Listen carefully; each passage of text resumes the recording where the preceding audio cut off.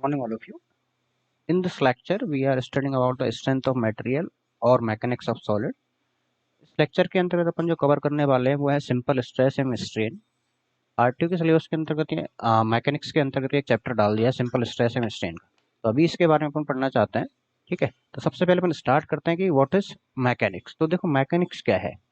तो मैकेनिक्स अपनी साइंस की एक ऐसी ब्रांच है जिसके अंदर अपन क्या करेंगे, कोई भी फोर्सेज है, फोर्सेज और उनके इफेक्ट को अपन बॉडीज के ऊपर देखते हैं। यानी कि कोई भी बॉडी हो, चाहे बॉडी लिक्विड हो या सॉलिड हो या फिर डिफॉर्मेबल बॉडी हो, कोई भी बॉडी हो, उस बॉडी के अंतर्गत यदि अपन फोर्स को, कोई भी फोर्स की स्टडी करें या फिर उसके इफेक्ट की अपन एनालिसिस करें, ठीक है, तो वो क्या कहलाता है, मैकेनिक्स कहलाता है। और मैकेनिक्स को अपन फर्दर 3 पार्ट्स के अंदर डिवाइड कर देते हैं। फर्स्ट पार्ट जो आता है अपना इंजीनियरिंग मैकेनिक्स।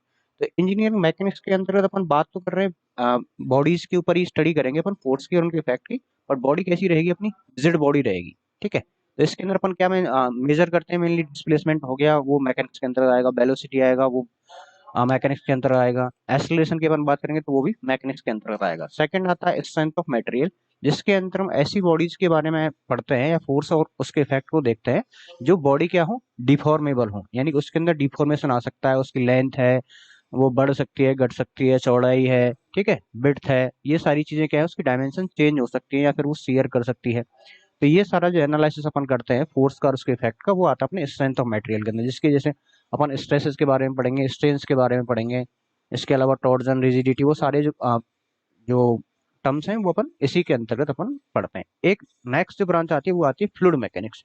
तो देखो जब अपन स्टडी को किसके रिगार्डिंग कर रहे हैं, फ्लूइड्स के अंतर कर रहे हैं। यानी कि जब बॉडी की जगह अपन क्या कर दे, फ्लूइड को वहां पर मेंशन कर लिया जाए। अब फ्लूइड के ऊपर अपन फोर्स की एनालिसिस कर रहे हैं, स्टडी कर रहे हैं, उसके इफेक्ट को देख रहे हैं कि किस तरह से मतलब फोर्स की वजह से जो बॉडी है वो फ्लो कर रही है, किस हाइट तक फ्लो कर रही है, फ्लूइड की वेलोसिटी क्या है, उसकी फ्लूइड की विस्कोसिटी क्या है, उसके अंदर कैसे डिफॉर्मेशन आ रहा है, ठीक है, कैसे कंटिन्यूएशन के अंदर फ्लूइड फ्लो करता है। तो ये सारी जो स्टडी अपन करते हैं वो फ्लूइड मैकेनिक्स के अंतर्गत करते हैं।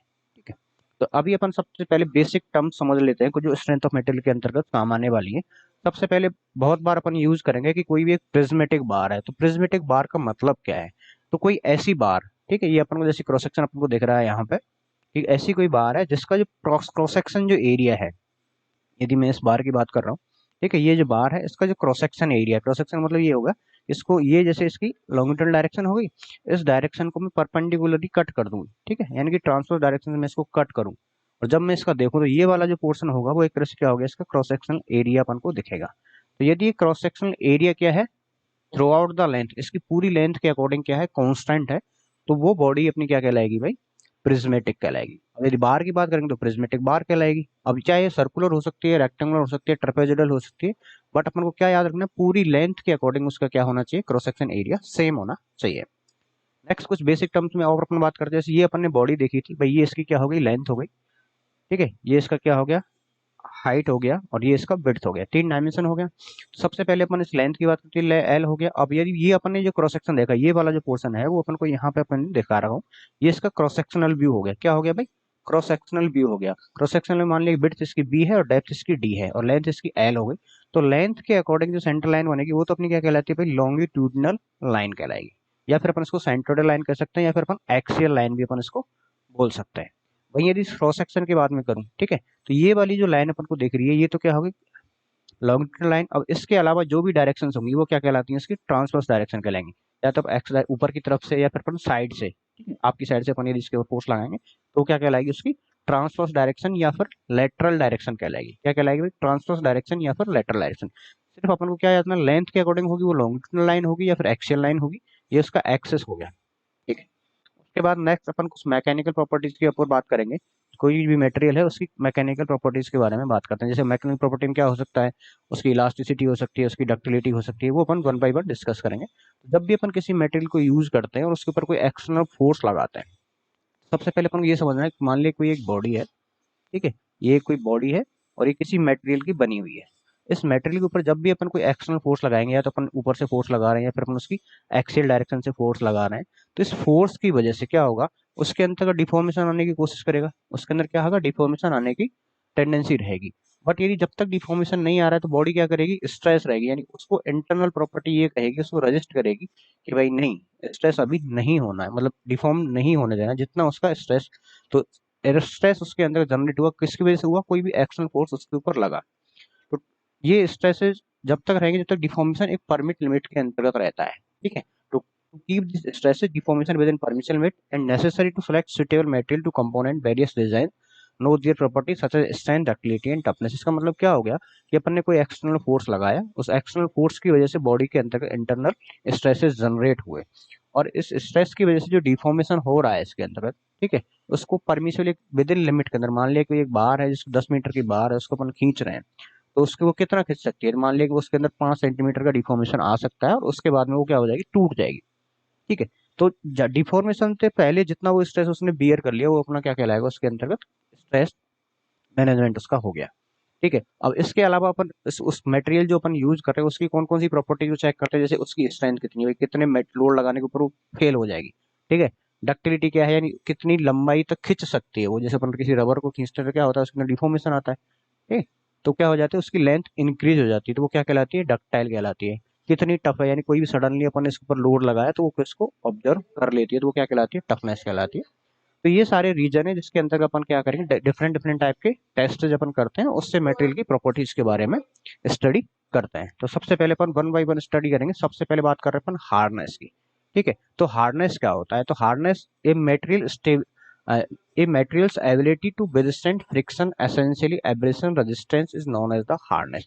यानी कोई भी एक डिफॉर्मेशन बॉडी है, डिफॉर्मेबल बॉडी है, इसके ऊपर मैं अब यहाँ से रब करूँ इसको, सीधा सीधा अपन यह देखिएगा, ठीक है। तो ये अब यदि मैं इसको रब कर रहा हूँ या फिर मैं इसको इस पर स्क्रैच कर रहा हूँ, यहाँ पे क्या कर रहा हूँ, मैं स्क्रैच कर रहा हूँ, तो ये स्क्रैच को या फिर एब्रेशन को कितना रजिस्ट कर सकती है। जैसे कोई भी, जैसे अपन सॉफ्ट चीज होती है तो अपन इसको फिंगर नेल से क्या कर सकते हैं, स्क्रैच कर सकते हैं। वहीं यदि कोई हार्ड बॉडी रहेगी तो उसको अपन क्या है, फिंगर नेल से उसके ऊपर निशान नहीं बना सकते अपन उसके ऊपर, तो सीधा सीधा आइडेंटेशन हो गया, ठीक है। यानी अपन उसके ऊपर इंडेंटेशन, कोई भी निशान यदि अपन बना पा रहे हैं, आसानी से बना सकते हैं, तो वो क्या होगी, सॉफ्ट होगी। और यदि आसानी से अपन नहीं बना सकते हैं, नाइफ की हेल्प लेनी पड़ रही है, उसकी वजह से जो स्क्रैच आ रहा है, तो वो अपनी प्रॉपर्टी क्या कहलाएगी, उसकी हार्डनेस कहलाएगी। तो सिंपल से अपन क्या कह सकते हैं, hardness is the resistance of material to penetrate the another harder body which does not receive a permanent set. कोई भी एक दूसरी हार्ड बॉडी से अपन यदि उसके ऊपर पेनिट्रेट कर उसको करने की कोशिश कर रहे हैं और वो नहीं हो रही है, तो वो क्या कहलाती है, हार्डनेस कहलाती है। हार्डनेस के लिए अपन एक वॉल इंडेक्शन टेस्ट करते हैं अपनी लेबोरेटरी के अंतर्गत, जिससे अपने सरफेस की स्मूथनेस का पता लग जाता है कि भाई हार्ड है या फिर सॉफ्ट है, ठीक है। अब वॉल इंडेक्शन टेस्ट के अंदर अपन क्या कर सकते हैं, बिल्डनर हार्डनेस टेस्ट होता है। इसके अंदर क्या होता है, identification remain on the surface test spin hard wall is use. तो बिल्डनर हार्डनेस टेस्ट के अंदर अपन को याद रखना है, एक स्टील की हार्ड वॉल को यूज किया जाता है पेनेट्रेट करने के लिए। सिंपल सा इतना याद रखना है। तो सिंपल सा क्या याद रखना, हार्डनेस क्या हुआ, कोई भी मटेरियल है उसके ऊपर यदि अपन कोई निशान बना पा रहे हैं या फिर उसको अपन स्क्रैच कर पा रहे हैं आसानी से, तो उसको क्या होगी, सॉफ्ट हो जाएगी, और यदि नहीं कर पा रहे तो सीधा सिंपल सा हार्ड हो जाएगा मटेरियल। नेक्स्ट यदि मैं बात करूं मेलेबिलिटी की, तो ये बहुत ज्यादा इंपॉर्टेंट प्रॉपर्टी है। अब जैसे कोई मटेरियल था, अब अपन को क्यूब दिख रहा है आपको, उस क्यूब को मैंने क्या किया, हैमरिंग की इसके ऊपर हैमरिंग किया, हथौड़े से मैं इसको पीट रहा हूँ लगातार, और पीटते पीटते मैंने क्या कर दिया, इसको एक पतली सीट के अंदर यदि कन्वर्ट कर दिया, ठीक है। तो ये प्रॉपर्टी क्या कहलाती है, मेलेबिलिटी कहलाती है। तो कोई भी property material due to which it can be spread और सीट कैन बी डिफॉर्म्ड, ठीक है, that is malleability.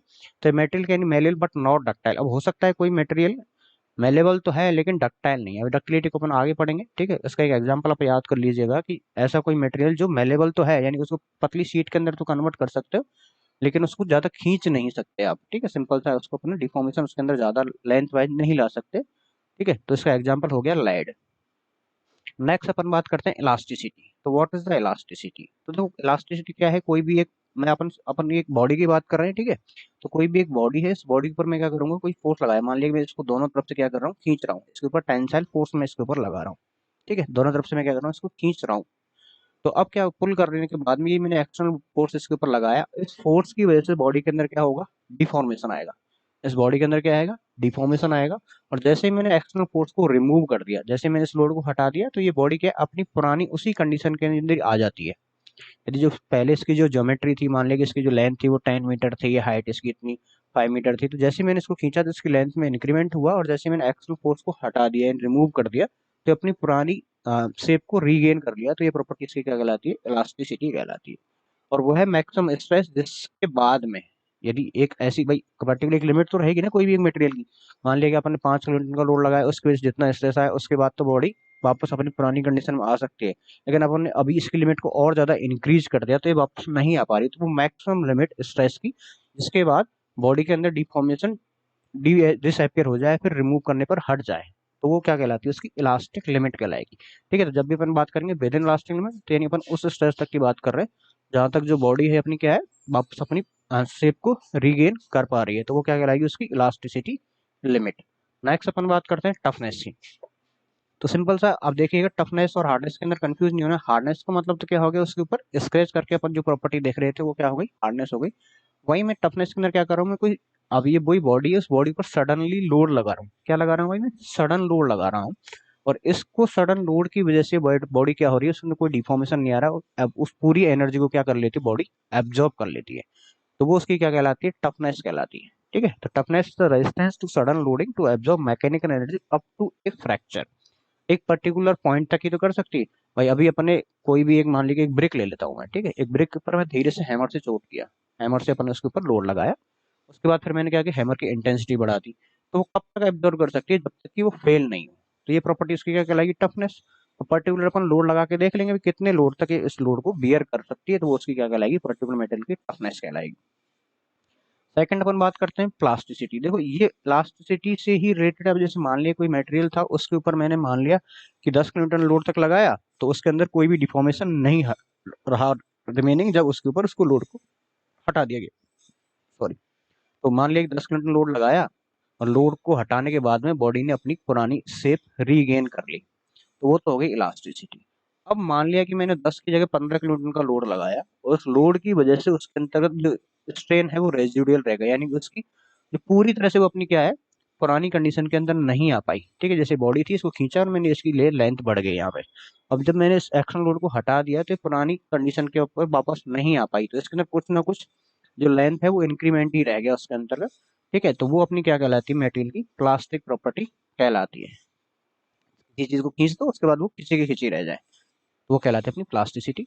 Next property आती क्रीप। देखो क्रीप को बेसिकली समझने ऐसा है कि अपन ने कोई एक मटेरियल है, जैसे एज फॉर एग्जांपल मैंने, जैसे अपन रूम के अंदर एक फैन होता है, तो फैन के मान लीजिए ऊपर की एक रॉड है, ठीक है, उस रॉड से फैन का जो वेट है पूरा हुआ उसके ऊपर सस्पेंडेड है, लटका हुआ है, सस्टेन लोडिंग है, तो फैन का लोड हमेशा परमानेंट है उसके बाद। तो धीरे धीरे क्या होगा, जैसे कि अभी अपन ने किसी फैन की वजह से फैन का जो वेट था उसको इस रॉड के अंदर का डिफॉर्मेशन आ गया, ठीक है, इट्स ओके।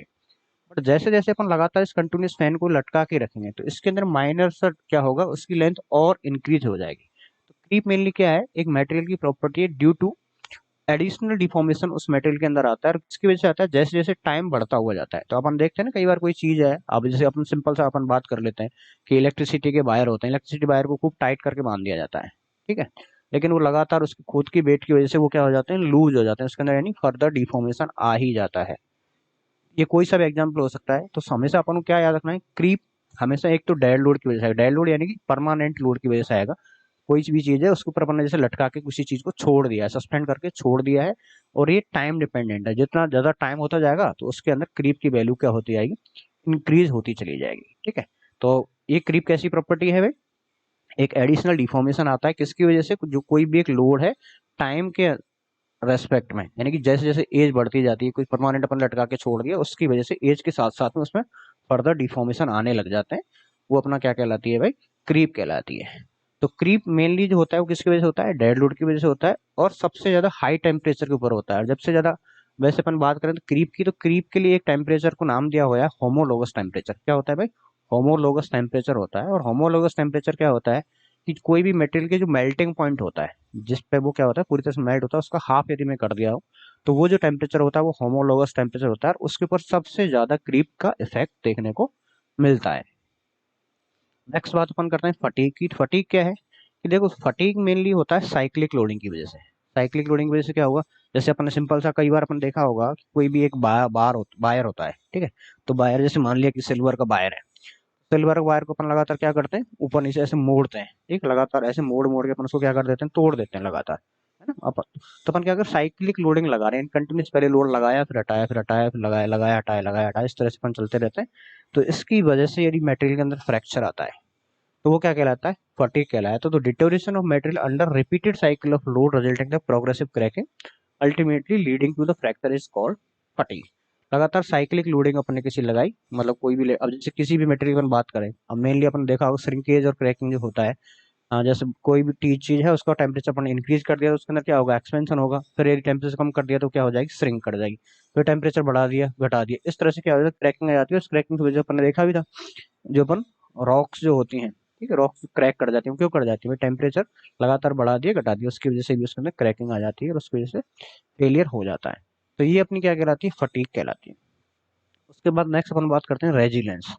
तो रेजिलेंस क्या है, this is the property of material can absorb energy when deform elasticity is called resilience. यानी कि इलास्टिक लिमिट तक, मान लिया कि मैं एक डायग्राम बनाना चाहूँ, तो इधर मैंने मान लिया कि स्ट्रेस हो गया, इधर क्या मान लिया मैंने, स्ट्रेस, और इधर मान लिया कि मैंने स्ट्रेन है। तो विद इन इलास्टिक लिमिट कितनी एनर्जी इसने ऑब्जर्व की, ठीक है, विद इन इलास्टिक लिमिट इसने कितनी एनर्जी ऑब्जर्व की, वो अपनी क्या कहलाती है भाई, रेजिलेंस कहलाती है। तो इस, या फिर अपन सिंपल सा डायग्राम से समझना चाहें तो स्ट्रेस स्ट्रेन डायग्राम के अंतर्गत विद इन इलास्टिक लिमिट ये जो एरिया रहेगा, ये जो एनर्जी रहेगी जितनी ऑब्जर्व कर ली है मटेरियल ने, वो क्या कहलाती है, उसकी रेजिलेंस कहलाती है। अब बेसिकली सबसे पहले अपन जो आते हैं, स्ट्रेस क्या होता है भाई, ठीक है। सबसे पहले स्ट्रेस को समझेंगे कि स्ट्रेस क्या है। तो stress is defined as internal resisting force produce at a point against the deformation due to external force. Simple सा क्या है कि आपने कोई मटेरियल, ये बॉडी है, इस बॉडी के ऊपर क्या लगाया, एक एक्सटर्नल फोर्स लगाया और उसकी वैल्यू मान ली टी है, और इसका एरिया क्या हो गया ए। अब इस लोड की वजह से क्या आना चाहिए, डिफॉर्मेशन आना चाहिए। और इस डिफॉर्मेशन को रजिस्ट करने के लिए बॉडी के अंदर पहले से एक स्ट्रेस जनरेट होता है। यानी कि स्ट्रेस क्या हो गई, एक इंटरनल रजिस्टिंग फोर्स है जो डिफॉर्मेशन को रोकता है, ठीक है। भाई ये चाहेगा कि वे नहीं हो, डिफॉर्मेशन इसके अंदर नहीं हो, बट फिर भी लोड यदि होगा तो कहीं ना कहीं स्ट्रेस उसके अंतर्गत जनरेट हो जाएगा और डिफॉर्मेशन होने लगेगा। सिंपल सा एग्जांपल ये मान लेते हैं, यदि आपको बोला जाए, सबसे पहले ये बोला जाए कि भाई आप कॉलेज जाइएगा या फिर कहीं जाने के लिए आपको किसी ने बोला और आपका बिल्कुल भी मन नहीं है, तो आपको बोला, वो क्या हो गया, एक्सटर्नल फोर्स हो गया। आपको जाना है, वो हो गया डिफॉर्मेशन। लेकिन उससे पहले आप दिमाग में थोड़ा सा एक अपन क्या करते हैं, सोचते हैं और स्ट्रेस ले जाते हैं कि यार यार मेरे को नहीं जाना है अल्टीमेटली, ठीक है। तो ये स्ट्रेस कब तक है, जब तक डिफॉर्मेशन नहीं हुआ। और जब एक बार आप जाने लगे, आपको पता लग गया भाई जाना है मेरे को, ठीक है, तो ये इंटरनल प्रोसेस होती है बॉडी की, उसको अपन क्या कहते हैं, इंटरनल रजिस्टिंग फोर्स। उससे पहले आप एक्सक्यूज दोगे, भाई नहीं मेरे को ये काम है वो काम है जो भी है, ठीक है, तो वो एक्सक्यूज क्या हो गया, आप इंटरनली रजिस्ट कर रहे हो उस एक्सटर्नल फोर्स को, आपको जाना है लेकिन आप उसको रोक रहे हो, वो क्या कहलाता है, स्ट्रेस। तो सिंपल सा अपन क्या समझेंगे, स्ट्रेस क्या है, एक बॉडी का इंटरनल रजिस्टिंग फोर्स है जो कि डिफॉर्मेशन के अगेंस्ट होता है। जो एक्सटर्नल डिफॉर्मेशन किसकी वजह से आ रहा है, एक्सटर्नल लोड की वजह से आ रहा है। और यदि इसको मैथमेटिकली आप शो करेंगे तो डायरेक्टली अपन कर देंगे stress equals to force upon area. Force मान लिया मैंने यहाँ पे पी लग रहा है, तो स्ट्रेस क्या हो गया, sigma upon sigma equals to P by A. अब फोर्स की यूनिट क्या होती है, न्यूटन, और एरिया की क्या होती है भाई, मीटर स्क्वायर। तो सिंपल सा स्ट्रेस की यूनिट क्या हो गया, न्यूटन अपॉन मीटर स्क्वायर, ठीक है। अब अपन एनालिसिस करते हैं स्ट्रेसेस का। अभी अपन ने बताया था कि जो लेंथ के अकॉर्डिंग जो एक्सेस होता है वो क्या होता है, लॉन्गिट्यूडनल एक्सेस हो गया, और ये इसका हो गया क्या, क्रॉस सेक्शन। ये क्या हो गया इसके ऊपर, एक क्रॉस सेक्शन। अब मान लिया कि ये पी फोर्स था, ठीक है, ये पी फोर्स इसके ऊपर लग रहा है। अब पी फोर्स, अब इसकी वजह से, अब पी फोर्स को अपन क्या करें, इंटरनल रेजिस्टेंस की मैं बात करता हूँ। तो हर एक पॉइंट के ऊपर, हर एक पॉइंट के ऊपर देखो, ये एक यहाँ पॉइंट होगा, एक यहाँ पॉइंट होगा, हर एक पॉइंट के ऊपर क्या होगा, एक इंटरनल रेजिस्टिंग फोर्स आएगा। जैसे इसके अंदर ये पॉइंट देखिए, F1 F2 F3 F4 Fn। तो इन सारे स्ट्रेसेस, इनको फोर्स को देखा जाए, इंटरनल रेजिस्टेंस सेक्शन को देखा जाए, तो ये क्या करेंगे, कंबाइंड रूप से एक F होगा जो इसको P को रजिस्ट करने की कोशिश करेगा। तो टोटल F मान लिया, टोटल F क्या है, F1 F2 F3 Fn है, और F1 क्या है, internal resisting force at point A, at point B, at point C, at point three. तो इस तरह से अपन क्या कर सकते हैं, एफ टोटल यदि मैं निकालना चाहूंगा तो क्या करूंगा, F1 plus F2 plus F3 plus Fn। If F1, और यदि मान लिया कि सारे ही वो F की वैल्यू क्या हो गई, सेम हो गई, तो इसको क्या कर सकता हूँ मैं, डायरेक्टली Fn कर सकता हूँ। तो टोटल F क्या हो गया, n इंटू F1। और F1 की मैं बात करूँ तो वो क्या हो गया, F अपॉन n। तो if all the points meet an a area, तो अब मान लिया कि सारे पॉइंट है वो क्या हो गया, एक पर्टिकुलर एरिया हो गया। सिंपल सा पर्टिकुलर क्या हो गया, एक एरिया हो गया। तो आप सिंपली क्या लिख सकते हो, कि सिग्मा एवरेज जो होगा यानी सिग्मा स्ट्रेस जो होगा वो क्या होगा, डायरेक्टली फोर्स अपॉन एरिया होगा। बस ये सारी रामायण का मेन टारगेट यही था कि जो भी स्ट्रेस होगा वो क्या होगा, फोर्स में से टोटल एरिया को आप डिवाइड कर दो, वो क्या कहलाता है, स्ट्रेस कहलाता है। तो total internal force upon area, तो फोर्स अपॉन एरिया अपन को सिंपल सा याद रखना है। यूनिट्स की मैं बात कर रहा हूँ तो यूनिट्स क्या होती है भाई, फोर्स की यूनिट होती है न्यूटन और एरिया की होती है क्या, मीटर स्क्वायर। ठीक है, या फिर अपन इसको यदि रिप्रेजेंट करें तो न्यूटन पर मीटर स्क्वायर को अपन क्या कहते हैं, पास्कल कहते हैं। क्या बोलते हैं भाई, पास्कल। जो प्रेशर, आप प्रेशर की यूनिट भी सेम ही होती है ना, आपने एफएम के अंदर पढ़ा है, पास्कल। ठीक है, तो ये वही पास्कल है। एक तो पास्कल का मतलब क्या हो गया, न्यूटन इंटू मीटर स्क्वायर। वही यदि मेगा पास्कल की बात करें तो मेगा का मतलब क्या होता है, 10⁻6। तो मेगा पास्कल मतलब क्या हो गया, 10⁻6 न्यूटन पर मीटर स्क्वायर। यदि मैं मीटर स्क्वायर को भी यदि मैं स्क्वायर में कन्वर्ट करना चाहूँ, क्या कर लो, स्क्वायर में कन्वर्ट करना चाहूँ, तो एक मीटर के अंदर कितने होते हैं, 1000। तो 1000 और 1000 की पावर 2, तो इसमें मतलब क्या होगा, 10⁻6। तो 10⁻6 को कैंसिल आउट कर दिया, तो डायरेक्टली आप कह सकते हो मेगा पास्कल का मतलब क्या है, न्यूटन पर स्क्वायर। वहीं गीगा की बात करते हैं तो गीगा क्या होता है भाई, गीगा का मतलब होता है 10⁹। ठीक है, तो पास्कल तो वो है ही, तो 10⁹ से अपन कर सकते हैं, कन्वर्ट कर सकते हैं सीधा सीधा। वही यदि इसकी यूनिट अपन केजीएफ के अंतर्गत देखें तो kilogram force upon centimetre square, ये सीजीएस यूनिट हो जाती है इसकी। ठीक है, तो ये सारी यूनिट हो गई स्ट्रेसेस की। फिर अपन बात करते हैं कि स्ट्रेस के टाइप कौन कौन से हैं। ठीक है, स्ट्रेस के टाइप्स की अपन बात करते हैं। तो सबसे पहले मैं बात करता हूँ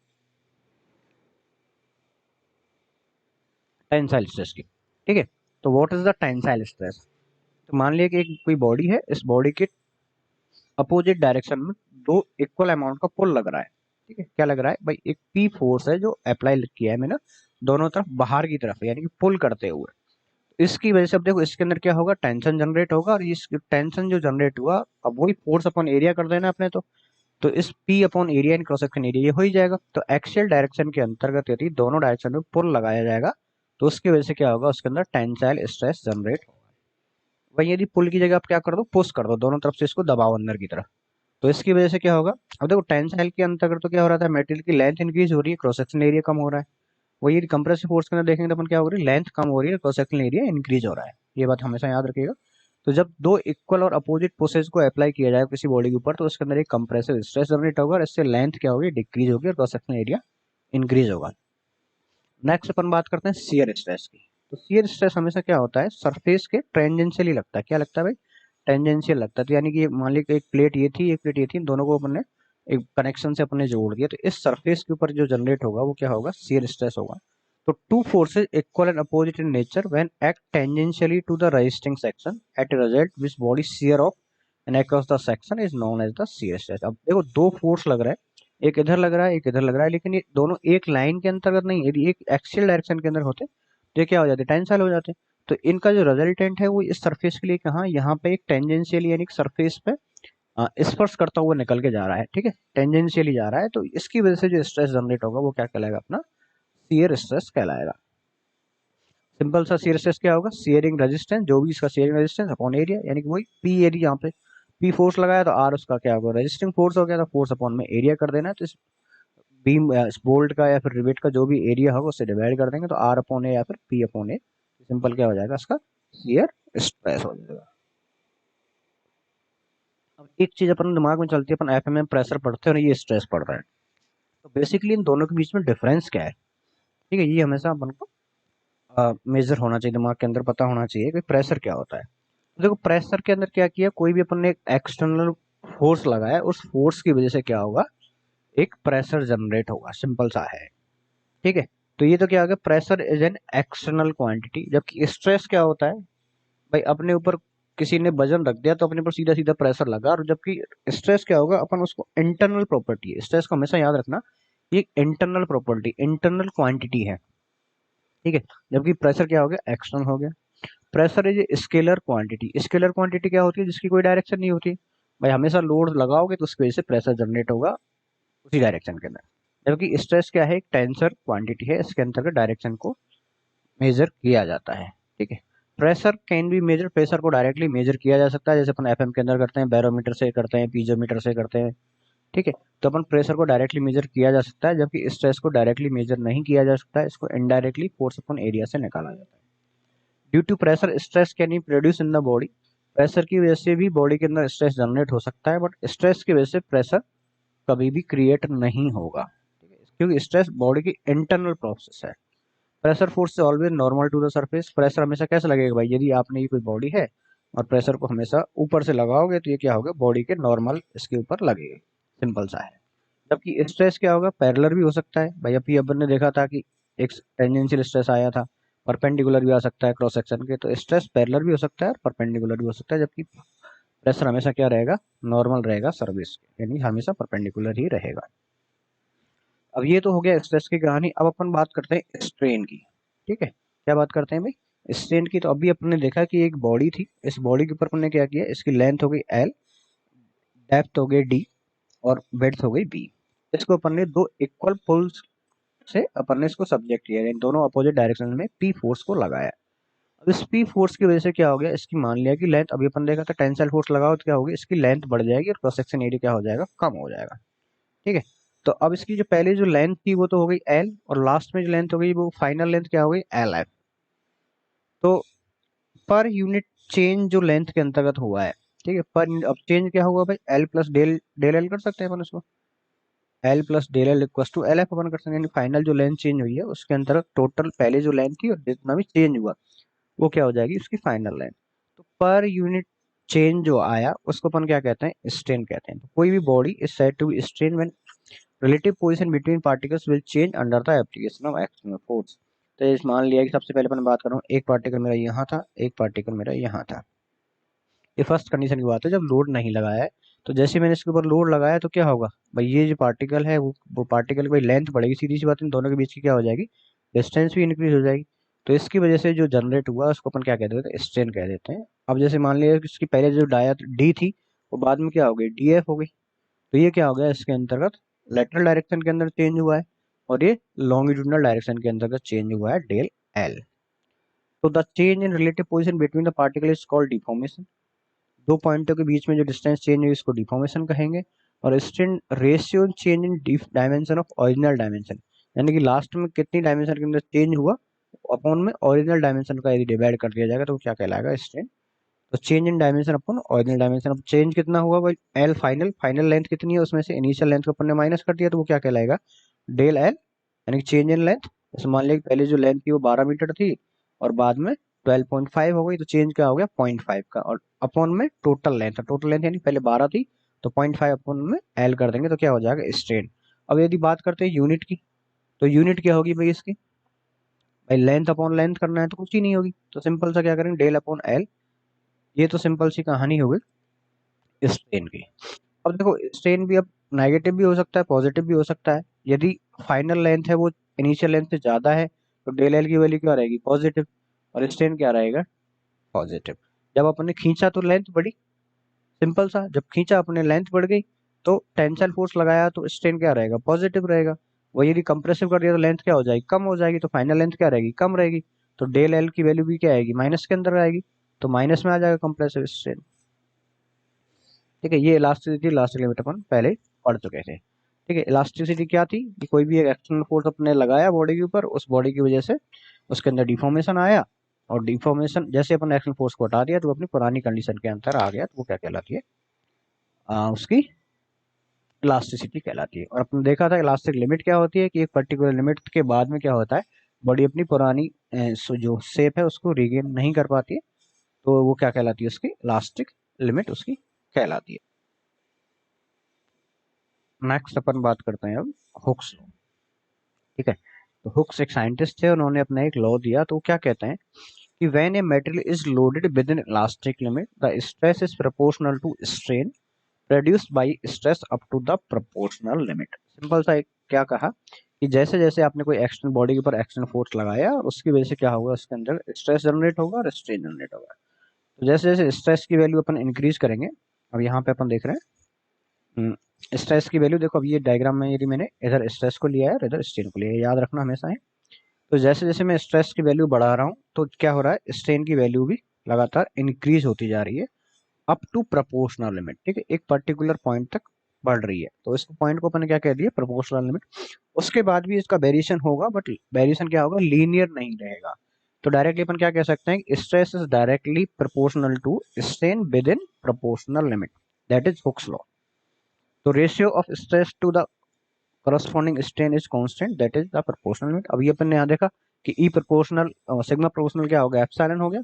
तो यहाँ पे यदि अपन इसको जब भी प्रोपोर्शनल को इक्वल में लेके आते हैं तो एक कांस्टेंट को इंट्रोड्यूस कर देते हैं और इस कांस्टेंट को बोल दिया कैपिटल ई, और कैपिटल ई क्या होगा, यंग्स मॉडुलस ऑफ इलास्टिसिटी या फिर मॉडुलस ऑफ इलास्टिसिटी इसको बोला जाता है। सिंपल सा, यहाँ तक ये याद रखना है। क्या याद रखना है कि stress is directly proportional to the strain up to proportional limit, इतना याद रखना है अपन को, हमेशा याद रखना है। क्वेश्चन बहुत बार पूछा हुआ है ऑब्जेक्टिव में, प्रोपोर्शनल लिमिट तक ही होता है वैलिड। उसके बाद फर्दर भी यदि स्ट्रेस की वैल्यू बढ़ेगी तो उसके अंदर स्ट्रेन आएगा, लेकिन ये वेरिएशन जो अपन को स्ट्रेट लाइन दिख रही थी, स्ट्रेट लाइन नहीं, उसके बाद में नॉन लीनियर कर्व आ जाएगा, यानी कर्व शेप में कुछ आ जाएगा। ठीक है, फिर अपन बात करते हैं कि भाई लोडिंग कंडीशन कैसी कैसी हो सकती है। तो सबसे पहले अपन बात करते हैं स्टैटिक लोडिंग कंडीशन। स्टैटिक का मतलब क्या हो गया कि जब लोड को अपन धीरे धीरे क्या करते हैं, ग्रेजुअली बढ़ाते हैं, चाहे वो टेंसल फोर्स अपन लगा रहे हैं, चाहे उसके ऊपर कंप्रेशन लगाएं या फिर अपन उसको टॉर्जन लगाएं या फिर बेंडिंग लगाएं, यदि ग्रेजुअल लोड लगा रखे हैं अपन तो वो तो अपना क्या कहलाता है भाई, स्टैटिक लोडिंग के अंतर्गत आता है। वहीं डायनेमिक के अंदर क्या है, जब भी अपन सडनली करेंगे कोई इम्पैक्ट के साथ में अपनी लोड लगाए, ठीक है, तो वो अपना क्या कहलाता है, डायनेमिक लोडिंग कहलाएगा।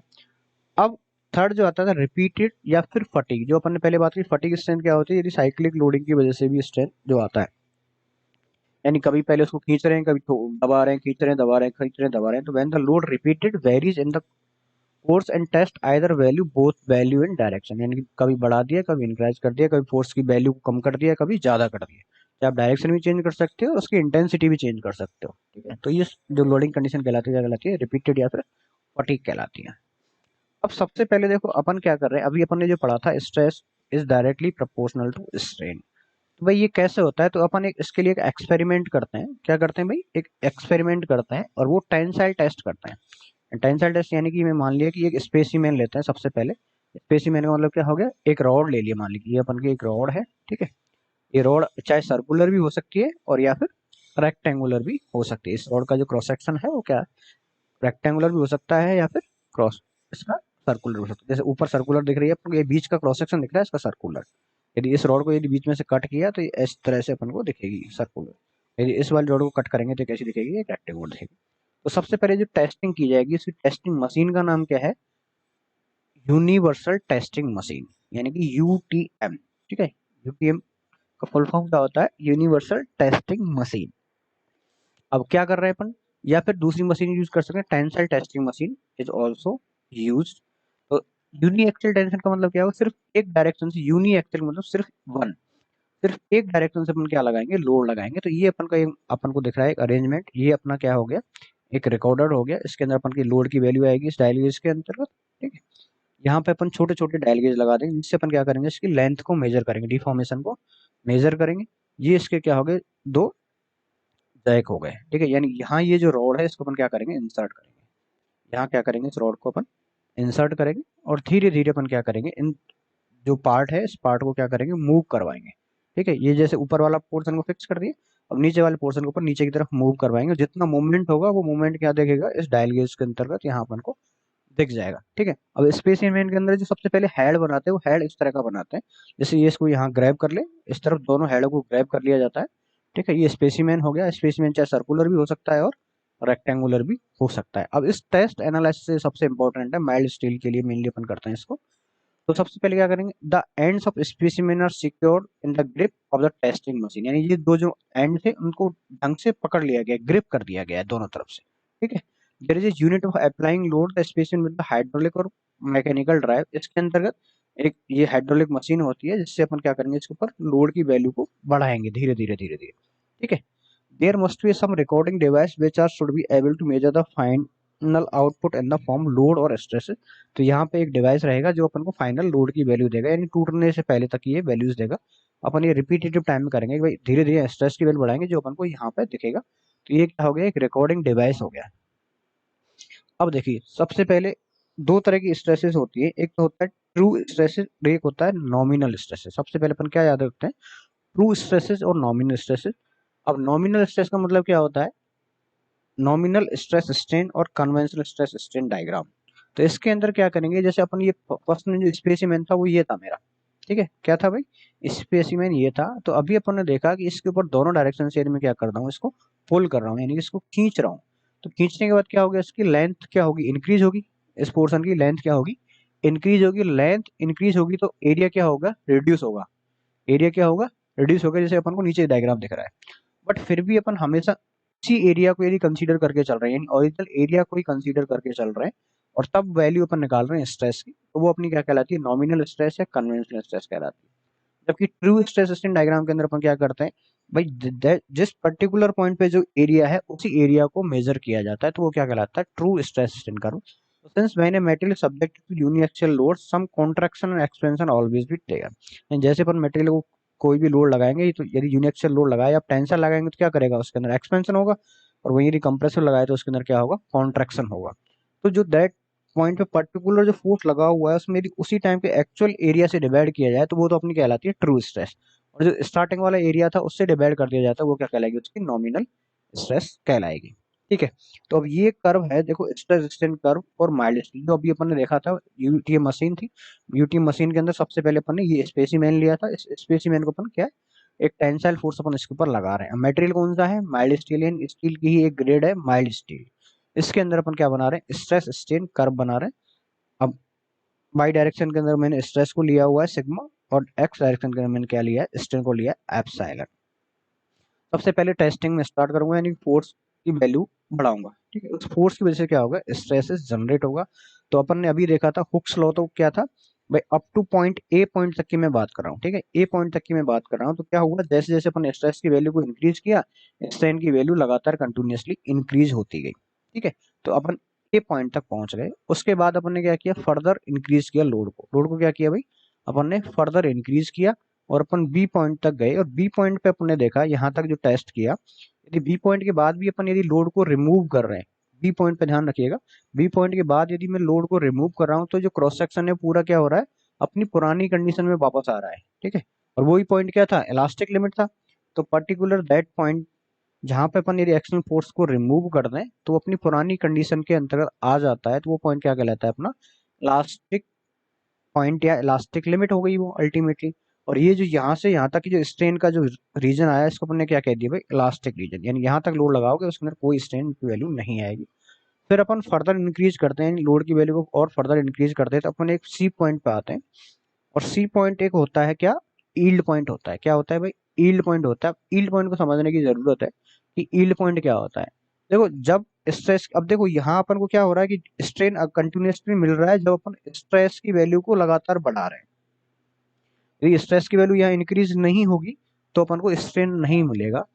जैसे कि अपन ने पहले 10 किलोमीटर पर मीटर स्क्वायर के ऊपर स्ट्रेन के ऊपर अपन को स्ट्रेन मिल रहा था, फिर अपन को स्ट्रेन मिलना बंद हो गया, फिर अपन ने 11 किया, फिर अपन को स्ट्रेन मिला, 12 किया, फिर स्ट्रेन मिला। जैसे अपन ने 15 किया, 15 के बाद स्ट्रेन मिला।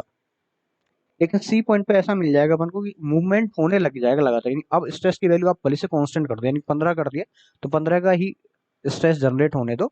और फिर भी अपन को यदि कंटिन्यूसली डिफॉर्मेशन उसके अंदर मिलने लग जाए, यानी कि without further increasing the value of stress और load, continuous deformation to be there, that point is particularly known as the yield point। तो ये yield point होता है। अब देखो yield point को भी अब दो पार्ट में डिवाइड किया हुआ है, C और C डैश। तो C को अपन कहते हैं अपर yield point और C डैश को कहते हैं अपन लोअर yield point। ठीक है, अब इस अपर लोअर का क्या कंसेप्ट है, देखो सिंपल सी बात है, जो आयरन की जो माइल्ड स्टील था, माइल्ड स्टील के अंदर क्या होता है, कार्बन के मॉलिक्यूल्स होते हैं। क्या होते हैं भाई, कार्बन के मॉलिक्यूल्स होते हैं। अब कार्बन के मॉलिक्यूल्स आयरन के साथ अटैच्ड होते हैं। लेकिन जैसे अपन इसके ऊपर लोड की वैल्यू इंक्रीज करते जा रहे हैं तो क्या होता है कि जो कार्बन के मॉलिक्यूल्स और आयरन का जो बॉन्ड होता है वो टूटने लग जाता है। क्या लग जाता है, टूटने लग जाता है। इन कार्बन के मॉलिक्यूल से वो क्या स्लिप करने लग जाते हैं। अब जैसे स्लिप करने लगेंगे तो क्या हो गया भाई, एक तो पहले प्रॉपर बॉन्डिंग वाला मटेरियल था, अब क्या उसमें कार्बन के मॉलिक्यूल स्लिप करने लग गए। तो उसकी वजह से उसके अंदर यदि कम स्ट्रेस की भाई यदि लगाएंगे तो भी अपन को स्ट्रेन मिलने लग जाता है। तो एक सडन ये पॉइंट जनरेट हो जाता है लोअर यील्ड पॉइंट। और हमेशा कैलकुलेशन जब भी अपन करेंगे तो लोअर यील्ड पॉइंट की ही बात करेंगे। तो सी और सी डैश में बहुत माइन्यूट सा डिफरेंस होता है, सी और सी डैश, बट अपन को याद रखना है कि लोअर यील्ड पॉइंट और अपर यील्ड पॉइंट होते हैं। लोअर यील्ड पॉइंट क्यों जनरेट होता है, कार्बन मॉलिक्यूल्स की स्लिपिंग की वजह से। उसके बाद फर्दर अपने देखा कि स्ट्रेस की वैल्यू अपन अब नहीं इंक्रीज कर रहे हैं, फिर भी अपन को डिफॉर्मेशन मिल रहा है, और ये सी डी जोन के अंदर मिल रहा है। देखो सी डी एकदम प्लेन जा रहा है, अब इलास्टिक लिमिट से ऊपर है तो क्या हो गया, प्लास्टिक रीजन हो गया। ठीक है। और प्लेन एरिया होता है, यदि कोई भी एक मटेरियल से अपन बात करें, सिंपल सा बात करते हैं, एक पर्वत होता है, एक पठार होता है। ठीक है। तो पर्वत के अंदर क्या होता है, ऊपर चोटी होती है, चोटी यानी हाई पीक होता है उसका। जबकि पठार के अंदर क्या होता है, पठार एकदम ऊपर से प्लेन होता है। पठार को अपन क्या कहते हैं, प्लेटू। तो अपन को ये क्या दिख रहा है, एक प्लेटू दिख रहा है, और कौन सी रीजन के अंदर दिख रहा है, प्लास्टिक रीजन के अंदर दिख रहा है। तो अपन इस पॉइंट को क्या कहते हैं, C2D वाले को क्या बोल देते हैं, प्लास्टिक प्लेटू। ईल प्लेटू नहीं, इसको प्लास्टिक प्लेटू बोलो आप। ठीक है। अपन क्या कहेंगे, इसको प्लास्टिक प्लेटू अपन बोल देते हैं। उसके बाद फर्दर अपन ने यदि देखा और टेस्ट को कंटिन्यू किया, तो अपन को डी पॉइंट के बाद देखने लग जाता है कि अब स्ट्रेस की वैल्यू बढ़ाओगे तो ही अपन को स्ट्रेन की वैल्यू इंक्रीज होगी। क्योंकि अब ये जो रीजन होता है उसके अंदर क्या होता है, जो कार्बन के जो मॉलिक्यूल्स यहाँ पे जो स्लिप हुए थे, ठीक है, इन कार्बन मॉलिक्यूल जो स्लिप होने के बाद में क्या हो गया, उनका रीअरेंजमेंट होने लग गया। ठीक है। रीअरेंजमेंट होने लग गया, नहीं फिर दोबारा से वो स्ट्रेन उनको रिक्वायर्ड की जरूरत होगी, यानी स्ट्रेस बढ़ाओ तभी क्या हो गया उसके अंतर्गत स्ट्रेन आएगा। तो ये वाला जो रीजन होता है उसको अपन क्या कहते हैं, स्ट्रेन हार्डनिंग रीजन बोलते हैं। D to E जो रीजन है उसको अपन क्या कहेंगे, स्ट्रेन हार्डनिंग पॉइंट कहेंगे। उसके बाद यदि आप फर्दर बढ़ाओगे तो ये जो पॉइंट होता है, ये मैक्सिमम स्ट्रेस कितना मटेरियल ले सकता है, ई पॉइंट जो होता है उसको अपन क्या कह देते हैं, अल्टीमेट पॉइंट। ठीक है, क्या बोल देते हैं भाई, अल्टीमेट पॉइंट। उसके बाद में यदि आप आगे कंटिन्यू करते हो तो क्या हो गया, देखो अब इसका जो एरिया है, सबसे पहले अपन ने बात करी इलास्टिक लिमिट के अंतर्गत। ठीक है, ए बी तक तो ये हो गया, मतलब ये ओरिजिनल स्पेसिमेन था, ये आ गया अपने लास्ट लिमिट के अंतर्गत, ये अपना आ गया प्लास्टिक रीजन के अंदर। ठीक है। अब उसके बाद अपन नेकिंग की बात करते हैं। नेकिंग क्या होता है, देखो नेकिंग जैसे अपन अपनी बॉडी की पार्ट्स की बात करें, नीचे चेस्ट होता है, ऊपर क्या होता है, हेड होता है, इन दोनों के बीच में गर्दन क्या होती है, अपनी पतली होती है। सिंपल सा कंसेप्ट है, गर्दन क्या होती है, पतली होती है। अब वैसे ही अपन क्या करते हैं, इस मेटेरियल को अपन खींचते जा रहे हैं, खींचते जा रहे हैं, तो मिड में से क्या हो गया, ये थिन हो गया। तो एक तरह से नेक बन गया। अब जैसे अपन ने क्या किया, यहाँ पे अपन यदि स्ट्रेस की वैल्यू कम भी होगी, ठीक है, स्ट्रेस की वैल्यू कम भी होगी तो भी क्या हो जाता है, फर्दर इसके अंदर डिफॉर्मेशन मिलने लग जाता है।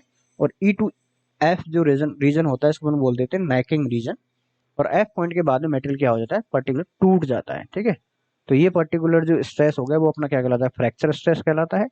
और ये जो टोटल जो डिफॉर्मेशन आया इलास्टिक के बाद में, जो भी डिफॉर्मेशन आएगा वो क्या कहलाता है, प्लास्टिक। क्योंकि ये रीगेन नहीं होता है, इसलिए अपन इसको क्या कह देते हैं, प्लास्टिक कहते हैं। तो ये स्ट्रेस स्ट्रेन डायग्राम है, माइल्स के लिए बहुत इंपॉर्टेंट है सिविल इंजीनियरिंग के अंदर। इसको हर एक पॉइंट को अपन को समझना होगा। क्या क्या पॉइंट बताए थे, देखो सबसे पहले ओ ए रीजन की बात करी, ओ ओरिजन हो गया, ए रीजन हो गया। तो यहाँ तक तो स्ट्रेस स्ट्रेन की वैल्यू क्या आ रही थी, डायरेक्टली इंक्रीज हो रही थी, तो अपन ने बोल दिया प्रोपोर्शनल लिमिट। फिर O to B तक की अपन ने बात करी, बी पॉइंट एक ऐसा था जिसके बाद एक लोड को रिमूव कर देंगे तो पुरानी कंडीशन के अंदर आ जाएगा। तो ये पॉइंट क्या हो गया, इलास्टिक पॉइंट हो गया। फिर अपन ने देखा था कि स्लिपेज ऑफ कार्बन एटम्स की वजह से मॉलिक्यूल्स के अंतर्गत जो लोअर ईल्ड पॉइंट जनरेट होता है, C to C डैश। तो सी को अपन ने क्या दिया, अपर ईल्ड पॉइंट, और सी डैश को क्या कर दिया, लोअर ईल्ड पॉइंट। अब सी डैश के रेस्पेक्ट में जो स्ट्रेस रहेगी उसको अपन अपन क्या कह देते हैं भाई, ईल्ड स्ट्रेंथ। क्या बोलेंगे, ईल्ड स्ट्रेंथ। हमेशा याद रखना कि सी डैश के रेस्पेक्ट में जो स्ट्रेस होगी उसको अपन क्या कहेंगे, ईल्ड स्ट्रेस। तो माइल्ड स्टील के लिए वैल्यू कितनी होती है भाई, Fe 250, माइल्ड स्टील की ग्रेड का नाम हो गया, तो इसकी एफ बाई हो गई 250 न्यूटन पर एम स्क्वायर। फिर उसके बाद अपन ने देखा था C to D डैश, यानी ये वाला जो रीजन था, ठीक है, इसको अपन क्या कहते हैं, प्लास्टिक प्लेटू या ईल्ड प्लेटू के नाम से जानते हैं। इसके अंदर क्या होता है, स्ट्रेस कांस्टेंट रहता है, और फिर भी अपन को डिफॉर्मेशन उसके अंतर्गत कंटिन्यूसली मिलता रहता है। उसके बाद अपन ने बात करी थी डीई पोर्शन की। तो डी रीजन क्या है, स्ट्रेन हार्डनिंग रीजन है। क्यों जनरेट होता है, क्योंकि यहाँ पे कार्बन मॉलिक्यूल्स हैं, उनका रीअरेंजमेंट होने लग जाता है। फिर अपन ने EF जो जोन देखा था, ये क्या था, नेकिंग जोन था। इसमें क्या होता है, इससे ड्रॉप डाउन होता है और लास्ट में जाके फेलियर पॉइंट पे टूट जाता है। तो necking region only exist in ductile material. और डक्टाइल मटेरियल अपन ने क्या देखा, जिसकी लेंथ बढ़ सकती है, आसानी से उसको खींच सकते हैं, तो वो क्या कहलाता है, डक्टाइल मटेरियल कहलाता है। और जैसे अपन ने देखा ग्लास होता है, ग्लास क्या होता है, ब्रिटल मटेरियल होता है, उसके अंदर क्या स्ट्रेन आने से पहले ही, यानी कि कोई भी मटेरियल है उसके अंतर्गत 5% तक स्ट्रेन आ जाती है, यानी उसकी लेंथ 5% तक बढ़ जाती है, तो वो अपन क्या कहलाता है, डक्टाइल। और ये नहीं बढ़ती है तो वो क्या कहलाता है, ब्रिटल। यानी कि ब्रिटल का मतलब ये होता है कि वो टूट जाता है लेकिन बढ़ता नहीं है, सीधी सी बात है। ठीक है, तो वो अपन ने जैसे ब्रिटल हो गया। और कुछ ऐसे मटेरियल होते हैं जिसको अपन खींच सकते हैं, लेकिन टूटने से पहले क्या काफी सारा एलोंगेशन दे देते हैं, डिफॉर्मेशन उसके अंदर हो जाता है। तो वो अपना क्या कहलाता है भाई, क्या कहलाता है भाई, डक्टिलिटी। ठीक है। तो ये सारे पॉइंट अपन ने डिस्कस किए। Stress strain curve for mild steel बहुत ज्यादा इंपॉर्टेंट है, हर एक सब्जेक्ट के अंदर अपने काम आने वाला है सिविल के अंदर। तो डक्टाइल मटेरियल क्या हो गया, the capacity of material to allow this large deformation और large extension without failure is term as the ductility. ये मटेरियल था, इसको अपन ने यहाँ तक खींच दिया, तो ये सबसे पहले क्या हो गया, इसकी लेंथ में इंक्रीज हो गया।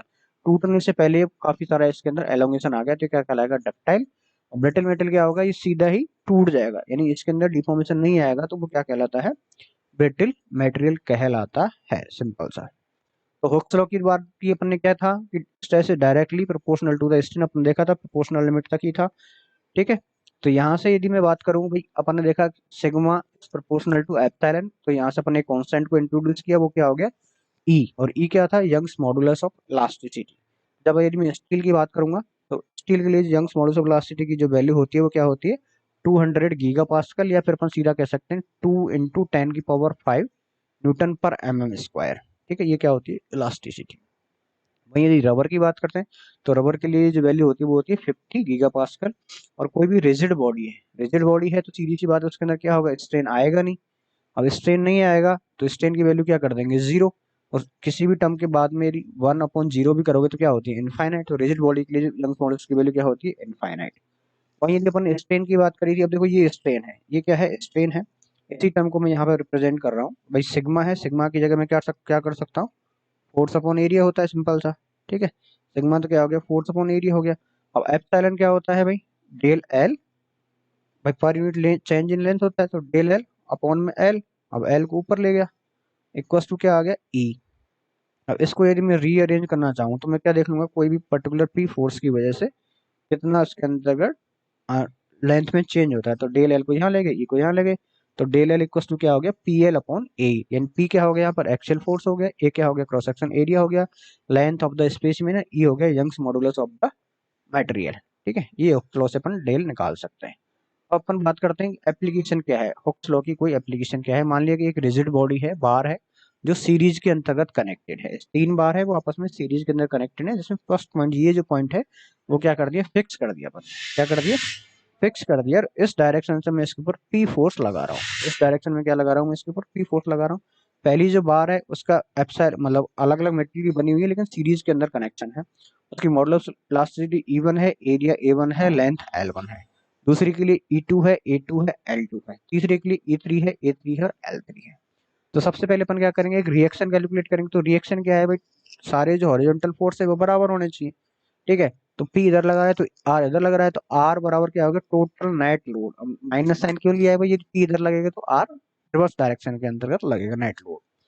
तो calculate the force on each and every member. सबसे पहले मैं फर्स्ट मेंबर जहाँ पे ये हाथ बना हुआ है, तो इस मेंबर की बात कर रहा हूँ, तो इसके ऊपर क्या फोर्स लग रहा है भाई, सिर्फ यहाँ की बात कर रहे हैं, तो इसको पी फोर्स लग रहा है, तो ये दोनों तरफ में पी बन आ जाएगा। फिर यदि मैं P2 की बात करता हूँ, तो P2 के अंदर भी क्या है, एक्स्ट्रा लोड तो कोई है ही नहीं, अभी भी क्या लगा हुआ है, सिर्फ एक पी लोड ही लगा हुआ है। इसी तरह मैं P3 की बात करूंगा, तो P3 भी क्या आ जाएगा, simple P1 equal to P, P2 equal to, तीनों ही के अंतर्गत क्या होगा, सिर्फ पी फोर्स को ही कंसीडर किया जाएगा। नेक्स्ट आता है कि स्ट्रेस की वैल्यू अपन को कैलकुलेट करनी है। तो सबसे पहले मैं हर एक पोर्शन के लिए मैं बात करूंगा, सिग्मा अपना क्या होता है, स्ट्रेस क्या होता है भाई, फोर्स अपॉन एरिया होता है। फर्स्ट मटेरियल के लिए अपन क्या करेंगे, फोर्स तो पी है और एरिया क्या है, A1 है, तो सिग्मा वन की वैल्यू क्या हो जाएगी, पी अपॉन A1। वहीं सेकंड की मैं बात करूंगा, तो दूसरे के लिए स्ट्रेस की वैल्यू क्या हो जाएगी, P upon A2। And third one के लिए क्या हो जाएगी, पी अपॉन में A3। तो यदि अपन को यहाँ पर्टिकुलर एलोंगेशन निकालना हो, टोटल रॉड के अंदर कितना एलोंगेशन आएगा, ठीक है, तो पर्टिकुलरली इंडिविजुअली अपन निकाल लेते हैं भाई। इंडिविजुअली अपन ने देखा था कि डेल एल की जो वैल्यू होती है वो क्या होती है, पी एल अपॉन ए। अब यदि फर्स्ट मटेरियल की बात करूँ तो इसके अंदर क्या आएगा, मान लिया डिफॉर्मेशन इसके अंदर डेल एल वन आया, तो डेल एल वन क्या होगा, P one upon L one upon में ए वन ई वन। इसी तरह एल टू क्या आएगा, P two L two A two E three. इसी तरह मतलब A two plus L three P three, L three upon A three upon E three. तो इस तरह से तीनों के अंदर डिफ्लेक्शन आ मतलब टोटल एलोंगेशन आ गया, टोटल एलोंगेशन को अपन जोड़ देंगे तो अपना क्या हो जाएगा, फाइनल एलोंगेशन आ जाएगा। तो एक्सियल लोड तो क्या है, सिर्फ पी लगा हुआ है, तो अपन क्या हुआ, यहाँ पे पी की फोर्स था, इसको एक्सियल डायग्राम बना दिया सिंपल सा। टोटल जो एलोंगेशन आ गया वो क्या आ गया, total del L one plus del L two plus del L three. Force क्या है, पी की वैल्यू, तो इसलिए तीनों पॉइंट पे क्या रहेगा, सेम वैल्यू रहेगा। अब अपन कैलकुलेट करते हैं कि एग्जाम्पल लेते हैं, given series of bar area and Young's modulus of elasticity are the same, calculate the sigma X और सिग्मा मिनिमम अपॉन डेल। और दूसरा अपन क्या निकालना, या तो अपन को सिग्मा मैक्स और सिग्मा मिनिमम निकालना है, दूसरा क्या है, डेल एल टोटल एलोंगेशन अपन को निकालना है। तो सबसे पहले कुछ नहीं करना, अपन को पहले वाले पोर्शन को इसको कंसीडर करने चलना है। ठीक है, इसको कंसीडर करके चलोगे तो मान लिया कि ब्लॉक मैं यहाँ बना लेता हूँ। ये ब्लॉक बनाया, सिर्फ एक डायरेक्शन के अंदर अपन फोर्स को मेजर करेंगे। तो यहाँ पे क्या लग रहा है भाई, यहाँ पे इस डायरेक्शन के अंतर्गत क्या लग रहा है, 3p लग रहा है। सिंपल इतना ही मेजर करना है अपन को, और इस ऐसे ही मान के चलेंगे भाई 3p कहाँ पे लग रहा है, यहाँ पे लग रहा है। तो इसके लिए जो टोटल जो फोर्स की वैल्यू होगी वो क्या हो गई, फर्स्ट पार्ट के लिए 3p हो गई। ठीक है, एरिया लेंथ सारी चीजें तो कांस्टेंट ही दे रखेंगे, तो कोई दिक्कत इश्यू है ही नहीं, तो डायरेक्टली डेल एल अपन निकालेंगे। तो स्ट्रेस की वैल्यू तो क्या हो जाएगी भाई, 3p अपॉन ए।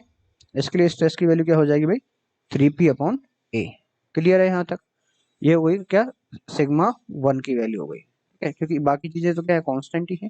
फिर यदि डेल एल अपन को निकालना है तो डेल एल की वैल्यू क्या हो जाएगी यहाँ पे, 3p, p की जगह तो क्या लिख देंगे 3p। बाकी इसकी लेंथ वगैरह वो सारी चीजें कांस्टेंट ही हैं, तो अपन मान लेते हैं एल ही मान लेते हैं सबकी, 3pl, और एरिया भी कांस्टेंट मान लेते हैं जो ए है, और ई भी कांस्टेंट है, तो ये हो गया। तो डायरेक्टली एलोंगेशन हो गया, वो क्या आ गया 3pl अपॉन ए। अपन आते हैं सेकंड पोर्शन की, इस वाले पोर्शन की अपन बात करते हैं। सिर्फ आपको एक ही डायरेक्शन से लेके चलना है। तो अभी अपन ने देखा कि इस मटेरियल के अंतर्गत क्या लग रहा था, 3p इधर से लग रहा था। ठीक है, फर्स्ट में 3p तो यहाँ लगा ही हुआ है, 3p यहाँ लगा हुआ है, और 3p ही फिर इस डायरेक्शन के अंतर्गत लगा हुआ था। ठीक है, तो ये यहाँ तक था। उसके बाद में क्या कि एडिशन p और लग गया, तो एडिशन p क्या हो गया, p इस तरफ से अपन ने लगा दिया। तो यहाँ पे जो नेट फोर्स आ गया वो क्या आ गया, 3p minus P, 3p minus P. तो यानी कि टोटल जो फोर्स आएगा वही, और सेम यही पे यहाँ ही रहेगा। तो आपको सिर्फ एक डायरेक्शन का मेजर कैलकुलेट करना है, बाकी का सेम रहेगा। तो इस डायरेक्शन के अंदर भी क्या आ जाएगा, 2p। तो इसके लिए टोटल जो फोर्स की वैल्यू आ जाएगी वो आ जाएगी 2p।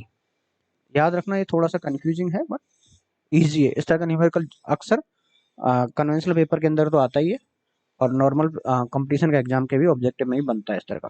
फिर थर्ड पोर्शन की अपन बात कर रहे हैं, इस वाले पोर्शन की बात करेंगे। अब अपन इस वाले पोर्शन की बात कर रहे हैं, तो अपन ने देखा कि भाई टोटल जो फोर्स लग रहा था अभी तक भी क्या था, 2p इस तरफ से था। ठीक है, 2p अभी तक लगा हुआ है, ये लगा हुआ है भाई 2p, 2p। उसके बाद में एडिशनल 7p और लगा दिया, तो एडिशनल 7p और लगा देंगे, तो टोटल जो हो जाएगा वो इसके लिए मटेरियल के लिए हो जाएगा, थर्ड पोर्शन के लिए हो जाएगा 9p। क्या हो जाएगा भाई, 9p। उसके बाद नेक्स्ट की अपन बात करेंगे, ये वाला है। तो नेक्स्ट के अंदर देखा अपने 9p तो लगा हुआ है, आउटर साइड के अंदर 9p लगा हुआ है इस तरफ, और उसके बाद में 2p वापस आ गया। तो इसके लिए जो टोटल जो फोर्स रहेगा वो क्या रहेगा, 7p। और लास्ट अब अपन इसकी बात करेंगे, तो 7p इस तरफ लगा हुआ है, और उसके बाद 9p ऐसे लगा हुआ है। तो लास्ट वाले के लिए फोर्स हो जाएगा वो डायरेक्टली कंप्रेसिव फोर्स हो जाएगा 2p। क्या हो जाएगा भाई, 2p इस तरह से इसके अंदर लगेगा। और ये 2p ही क्या होगा, देखो टोटल रिएक्शन के बराबर भी रहेगा, हमेशा याद रख लीजिएगा। देखो अब अपन बात करते हैं कि देखो 3p इधर लग रहा है इधर, तो 4p हो गया, और 4p और ये कितना हो गया भाई, 4p और 2 6p और 9p, 6 और 9 कितना हो गया 15, 15 में से यदि 7 को यदि माइनस कर दे, टोटल रिएक्शन के बराबर ही आएगा, जितना टोटल बनेगा वही इसके बराबर यहाँ पे आ जाएगा। इस तरह से अपन क्या करेंगे, इस फोर्स की कैलकुलेशन कर लेंगे, और फोर्स के अकॉर्डिंग अपन एलोंगेशन उसके अंतर्गत अपन मेजर कर लेंगे। सेम एग्जांपल नेक्स्ट है, इसको भी अपन क्या करेंगे, फ्री बॉडी डायग्राम बनाते हुए चलेंगे। जैसे फर्स्ट इसका डायग्राम बनाओगे आप, उसके बाद में सेकंड बॉडी का डायग्राम बनाओगे। तो फर्स्ट बॉडी ये है, तो अपन को सिर्फ एक डायरेक्शन से अपन को चलते हुए आना है। तो इधर जैसे 3p लग रहा है, तो फर्स्ट के लिए अपन सिर्फ कंप्रेसिव फोर्स 3p ही मेजर करके चलेंगे। अब इसके अंदर जो भी जिसके अंदर कंप्रेशन आ रहा है, तो उसके अंदर एलोंगेशन क्या लिखेंगे अपन, माइनस के डेल अपन लिख देंगे, और टोटल एलोंगेशन में से उसको अपन क्या कर देंगे, माइनस कर देंगे। ठीक है, तो जैसे इस न्यूमेरिकल्स को अपन डिस्कस कर लेंगे। वैल्यू की बात करेगा तो वैल्यू अब इसमें देखो अपन को लेंथ अलग अलग दे दी है, बाकी एरिया और ई की वैल्यू सेम है। इसकी प्रैक्टिस कीजिएगा एक बारी। अब नेक्स्ट अपन बात करते हैं एप्लीकेशन हुक्स लॉ की। अभी तक तो क्या था, एक्सियल डायरेक्शन के अंतर्गत एक लोड लगा हुआ था। क्या हुआ था भाई, एक्सियल डायरेक्शन के अंतर्गत एक लोड लगा हुआ था। अब अपन बात करते हैं कि elongation of prismatic bar due to self weight. कोई भी एक प्रिज्मेटिक बार का अपन पहले ही समझ चुके हैं, सबसे पहले प्रिज्मेटिक बार ही पढ़ा था कि उसका क्या है, थ्रू आउट द लेंथ क्या है, क्रॉस सेक्शन एरिया सेम है। क्या है भाई, क्रॉस सेक्शन एरिया सेम है। तो मान लिया कि एक बार है, वो सेल्फ वेट की वजह से बताओ इसके सेल्फ वेट की वजह से कितना एलोंगेशन आएगा। तो कुछ नहीं करना अपन को, सबसे पहले एक स्ट्रिप एज्यूम करी। मान लिया कि इस बार के अंदर मैंने डेल एक्स एक स्ट्रिप एज्यूम करी। क्या है भाई, डेल एक्स, और इसकी क्या है, स्ट्रिप की जो डिस्टेंस है वो क्या है, ट्री एंड से एक्स है। स्ट्रिप की जो लेंथ क्या हो गई, वो किस पॉइंट से, यानी ये तो एक्स पॉइंट पे हो गया, इस टोटल स्ट्रिप हो गई डीएक्स।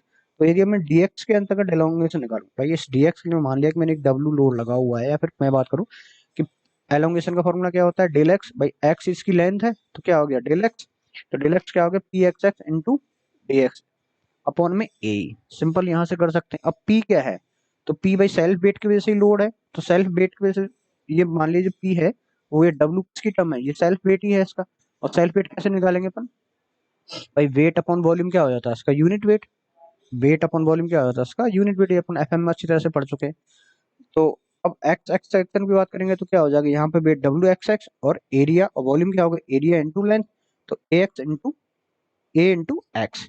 तो ऐसी डब्ल्यू एक्स की वैल्यू क्या कर देंगे, वही पी एक्स है। तो डब्ल्यू एक्स इक्वल टू क्या होगा, lambda into area into length, यानी कि लैम्बडा इंटू वॉल्यूम। सिंपल सा यहाँ से कर दिया।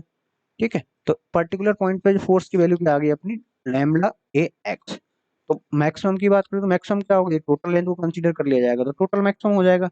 तो लैम्बडा पी मैक्स क्या हो जाएगी, लैम्बडा इंटू ए इंटू एल। तो ये क्या हो गया, इसका टोटल लोड हो गया। क्या हो गया भाई, टोटल लोड हो गया। अब ये टोटल लोड तो पी एक्स बराबर क्या हो गया, लैम्बडा ए एक्स। अब एलोंगेशन निकालना है तो एलोंगेशन क्या होगा, P X into length D X upon A. तो अपन पी एक्स की वैल्यू रख दी है तो lambda A X into D X into E. तो ये तो आ गया डेल एक्स की वैल्यू, क्या आ गई भाई, डेल एक्स की वैल्यू आ गई। इन पर्टिकुलर स्ट्रिप के अंतर्गत जो डिफ्लेक्शन आया, स्ट्रिप के अंदर जो एलोंगेशन आया वो आ गया ये वाला। अब ये अपन को यदि टोटल निकालना है तो टोटल की अपन क्या करते हैं, इंटीग्रेशन यूज करते हैं। और इंटीग्रेशन की लिमिट क्या रहेगी भाई, इस डेल एक्स को क्या कर देना है, इंटीग्रेट कर देना है जीरो से एल। भाई पहले लेंथ मान लिया कि यहाँ लेंथ जीरो है और टोटल लेंथ क्या हो गई एल। तो यहाँ से यहाँ तक अपन क्या कर देंगे, इसका सीधा इंटीग्रेशन कर देंगे और इंटीग्रेशन की वजह से वैल्यू आ जाएगी डेल सेल्फ वेट की। तो सेल्फ वेट की वजह से जो आगे से ये बहुत बार पूछा हुआ है, लैम्डा एल स्क्वायर अपॉन ए। अब देखो इस से अपन को मेजर करना है, यदि इस बार का यदि एरिया बढ़ा दिया जाए तो इसके एलोंगेशन पे कोई फर्क नहीं पड़ रहा है ना। एलोंग क्योंकि इसके अंदर वैल्यू क्या आ रही है, lambda L square upon two E. या फिर अपन इसको डायरेक्टली जैसे पी एल अपॉन ए लिखते थे तो उसकी जगह अपन क्या कर सकते हैं, डब्ल्यू एल अपॉन टू ए ई। ठीक है, ये फॉर्मूला इसका टू ए ई भी होता है। और देखो इस फॉर्मूले से कई बार लोग कंफ्यूज हो जाते हैं कि इसके अंदर एरिया आ रहा है, लेकिन ये जो एरिया है, ये एरिया क्या है, इस डब्ल्यू के अंतर्गत क्या है, यूनिट वेट इनटू गामा। ठीक है, unit weight gamma into volume. Volume क्या हो गया, ए इंटू एल। तो उससे क्या हो जाता है, कैंसिल आउट हो जाता है। इस वजह से इस एरिया का कोई इफेक्ट नहीं पड़ता है कोई भी एलोंगेट बार के अंतर्गत सेल्फ वेट की वजह से। ठीक है, तो ये तो हो गया अपने सेल्फ वेट का। नेक्स्ट अपन आते हैं कि यदि कोई बार क्या हो, टेपर्ड बार हो, यानी कि प्रिज्मेटिक बार नहीं है, क्रॉस सेक्शन एरिया चेंज हो रहा है। यहाँ पे क्या है, डाया डी वन है और यहाँ पे डाया डी टू है। तो इसका यदि अपन को एलोंगेशन निकालना है तो इसका एलोंगेशन क्या होगा, वही पी एल अपॉन ए ही होता है। ठीक है, तो इसका जो एरिया है उस एरिया को अपन क्या कर सकते हैं भाई, pi D one D two, pi D one D two. वैसे भाई सर्कुलर एरिया का फॉर्मूला क्या होता है, pi D square by four. तो वही ये pi D one D two by four कर दिया है, तो डेल एल क्या हो जाएगा, फोर पी एल। इसको अपन याद रखना है हमेशा, ये सर्कुलर टेपर्ड बार है। अब वही कह रहा है, क्वेश्चन है for same elongation what is the relation between the two prismatic bar, between the two prismatic bar and tapered bar. अब प्रिज्मेटिक बार के अंदर तो डिफ्लेक्शन क्या होता है, पी एल अपॉन ए। जब भी अपन ने देखा तो इसके अंदर क्या था, del L P L upon A. तो इन दोनों के लिए आप इक्वल कर देंगे तो डी की वैल्यू क्या आ जाएगी भाई, डी वन डी टू आ जाएगी। भाई एरिया की जगह अपन क्या लिख सकते हैं, pi by four D square. तो यहाँ पे वैल्यू रखोगे तो डी की वैल्यू क्या आ जाएगी, under root D one D two आ जाएगी। ठीक है, इसके ऊपर एक next numerical, what is the value percentage elongation error in tapered bar by using mean dia of tapered bar making the prismatic bar dia equal to the mean dia। कह रहा है कि एक टेपर बार है, इस टेपर बार के according आप पहले तो एलोंगेशन निकालो और दूसरा क्या करो, दूसरे केस के अंदर क्या कर लो कि इनका एवरेज ले लो। इसका एवरेज ले लो, मान लीजिए इधर का जो एरिया है, मतलब इधर जो डाया है वो डी माइनस ए है और इधर मान लीजिए डी प्लस ए है। तो इसका डी मीन क्या हो जाएगा, डी, यानी कि इसका एवरेज हो गया डी। तो आप इन दोनों के अंदर मानो कि एक बार तो आप इसको कैलकुलेट कर रहे हो एक्चुअल में, और एक बार आप मीन लेके कैलकुलेट कर रहे हो, तो कितना परसेंट एरर इसके अंदर आएगा। तो एरर क्या होगा भाई, ओरिजिनल में कितना आएगा, एल टेपर्ड माइनस के प्रिज्मेटिक एज्यूम करके कितना आया और टेपर्ड के साथ में इसको डिवाइड कर दिया, तो उसका क्या आ जाएगा, परसेंटेज एरर इन एलोंगेशन आ जाएगा। तो एल टेपर्ड के लिए फॉर्मूला अपन ने पढ़ लिया, P four P L pi D one D two. तो डी वन की जगह तो क्या कर दिया है, डी प्लस से, डी टू की जगह कर दिया डी माइनस से अपॉन ई। टेपर्ड के लिए क्या हो जाएगा, four P L pi square D upon E. ठीक है, वही एरिया है pi D square by four upon में टेपर्ड का। तो यहाँ से अपन क्या निकाल सकते हैं, परसेंटेज एरर निकाल सकते हैं कि इतना, यदि आप किसी टेपर बार को यदि मीन डाया लेके कैलकुलेट करोगे तो कितनी प्रतिशत उसके अंतर्गत एरर आती है। तो नॉर्मली ये जो एरर आती है वो क्या आती है, 11% आती है, इसका कैलकुलेट कर लीजिएगा। एरर कितनी आती है 11.1% आती है। उसके बाद कह रहा है कि elongation of conical bar due to, पहली जो अपन ने बार देखी थी वो क्या थी, सर्कुलर बार थी, अब बार क्या है, कॉनिकल है। तो सिंपल सा आप याद कर सकते हैं, कॉनिकल के अंदर जो होता है 1/3 होता है, किसका, कॉनिकल बार के अंदर सर्कुलर बार का 1/3 आता है एलोंगेशन, आप सिंपली डायरेक्टली याद कर सकते हैं। फिर नेक्स्ट अपन बात करते हैं bar is fix at the both and, अब बार को क्या कर दिया, दोनों एंड से फिक्स कर दिया। तो देखो दोनों एंड से फिक्स कर दिया, इसका मतलब ये हो गया कि इसके अंदर एलोंगेशन, टोटल जो एलोंगेशन आएगा वो 0 आएगा, बट इन दोनों इंडिविजुअल कंपोनेंट के अंदर क्या होगा, एलोंगेशन आएगा। तो सबसे पहले तो अपन रिएक्शन फोर्स निकाला, तो जैसे मान लीजिए मैं इधर आर ए मान लेता हूँ, इधर आर ई मान लेता हूँ, तो R A plus R B की वैल्यू क्या होगी, पी के इक्वल में रहेगी भाई, total horizontal force equal to 0। तो आर ए आर बी यदि इस तरफ से माने हुए हैं, तो R A plus R B की वैल्यू होगी वो टोटल पी के बराबर रहेगी। अब ये कह रहा है कि बीम क्या है, दोनों तरफ से फिक्स है, तो टोटल एलोंगेशन क्या रहेगा, 0। तो सबसे पहले आप क्या करो, इसके लिए एलोंगेशन निकाल लो और इसके लिए एलोंगेशन निकाल लो। अब देखो इस फर्स्ट वाले पार्ट का आप फ्री बॉडी डायग्राम बनाओगे, तो इसके अंदर तो क्या हो रहा है भाई, पी फोर्स लग रहा है, सिंपल सा आप ये मान के चलिए कि पी फोर्स इस तरफ से लग रहा है, और दूसरे वाले के लिए बनाओगे तो इसके अंदर क्या हो रहा है, एक पी फोर्स इस तरह से लगा हुआ है, यानी कि ये वाली बार में से बड़े लेंथ बढ़ेगी, इसकी कम हो जाएगी। तो P1 L1 plus P2 A2, तो P1 की वैल्यू क्या होगी माइनस के आर बी, और P2 की वैल्यू क्या हो गई P माइनस के आर बी। ठीक है, तो R A plus R B equal minus R B, तो